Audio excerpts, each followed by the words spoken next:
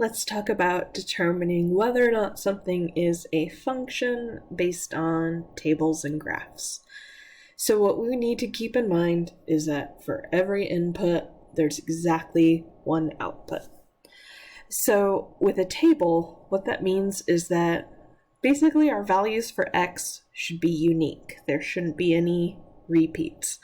So for determining whether or not a table is a function, just read across the row or column that's defining x. So this first table has x values -1, 0, 1, 2, 3, 4.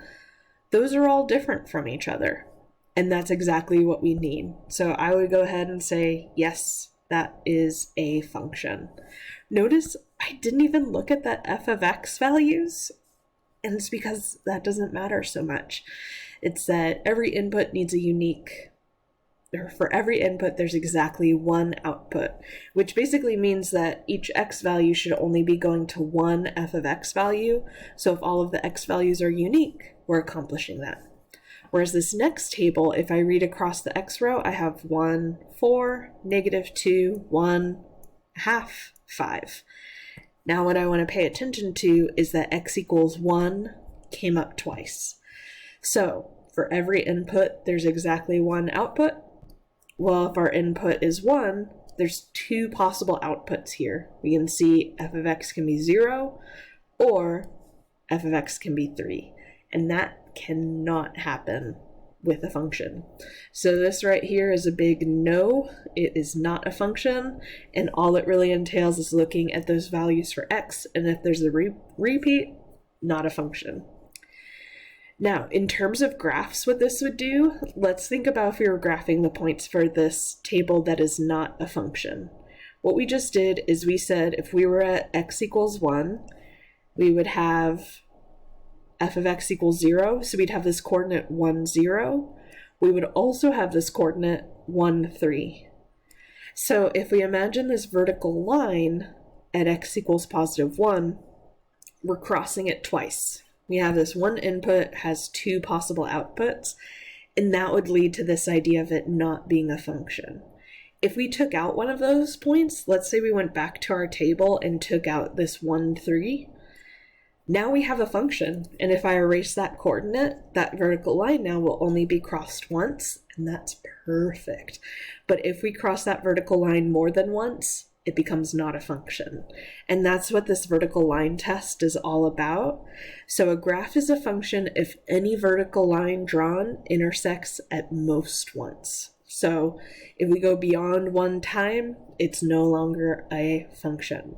So let's look at these two graphs down here. This first graph here is cubic.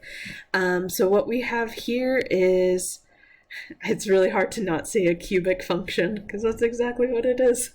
It just implies it is a function. But the idea is if I imagine drawing every possible vertical line here, I only ever cross it once. And then maybe our function continues on, but you can imagine these spots where we don't cross at all. That's fine too. But basically, when I'm looking at my function and I draw that vertical line, I'm crossing at most once. So this is a function. We're going to say yes for this first one. This second one here, it combines two horizontal lines. So it's that we have this horizontal line at -3, and then it stops there. And then this other vertical line at +3. What we have is if I start drawing vertical lines, so we cross once, once, once, even if I draw a vertical line at y equals 0, we're only x equals 0, we're only crossing once there because of that open circle at 0, +3.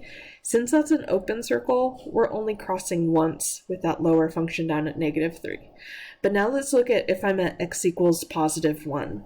If I draw that vertical line, we're crossing at +3 and -3, and that can't happen. So if I have that vertical line there, I'm crossing it twice.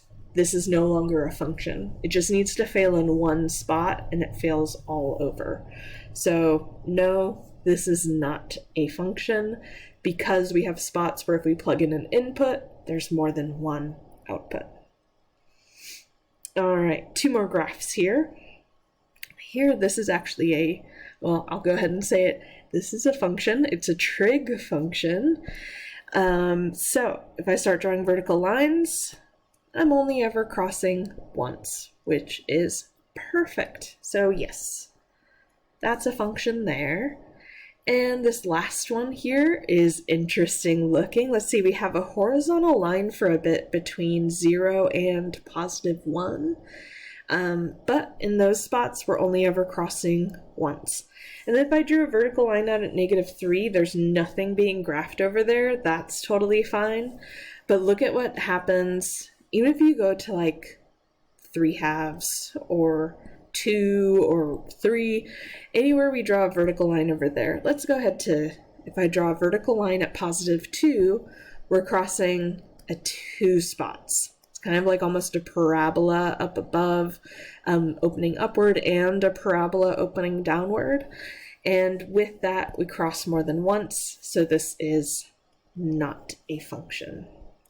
So that's our vertical line test for determining whether or not something is a function, as well as looking at the tables and really focusing on the x values in the tables and seeing if we have repeats or not.